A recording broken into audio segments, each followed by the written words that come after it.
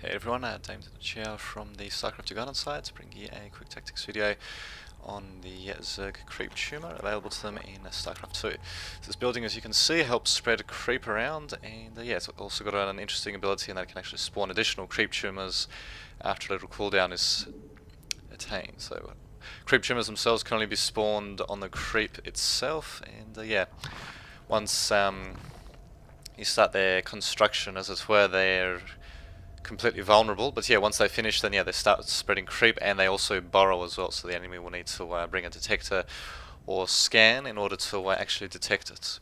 Also keep in mind, yeah, once you use the creep tumor to generate another one, you can't use it to generate any more of its own, and yeah, as you can see, it changes its colour to look a bit less lively as well while it's doing that. So I'll just demonstrate once again. There we go. So yes, changes colour again, and yes, another creep tumor another creep tumor is spawned. So that, yeah, by using that you can basically spawn an infinite amount of creep tumors as long as the active one is alive.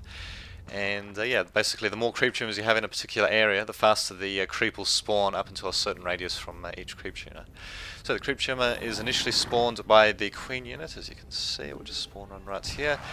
And yeah, basically you want to put creep tumors at least between your main bases and your expansion bases, so that you can reinforce there quickly.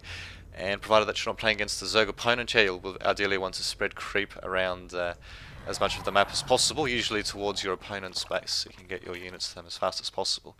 So when playing against the Zerg, though, it can be a double-edged sword, as the Zerg opponents can also use the creep to attack you that much more quickly as well. Although if you're going for a strategy such as the Hydralisks, then yeah, they rely very heavily on good creep spread, so yeah, it'd be best to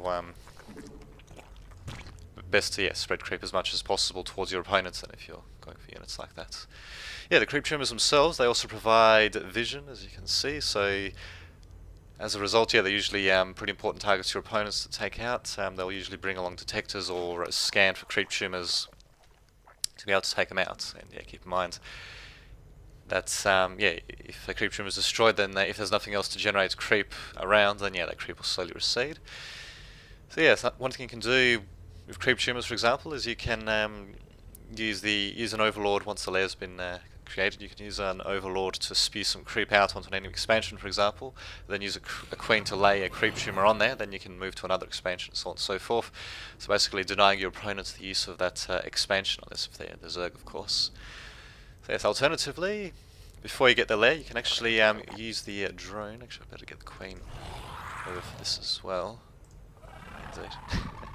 So yeah, you can use the drone to start off a hatchery.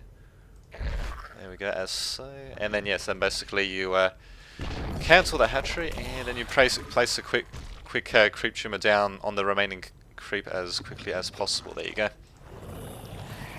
And yes, that'll basically allow you to create creep tumors basically anywhere before even the layer is researched. Although yeah, you'll have to expend some resources for initially creating and cancelling the hatchery, so just keep that in mind. So yeah, it can be pretty useful for hiding buildings, tech structures in particular, if you don't want your opponent to scout them out.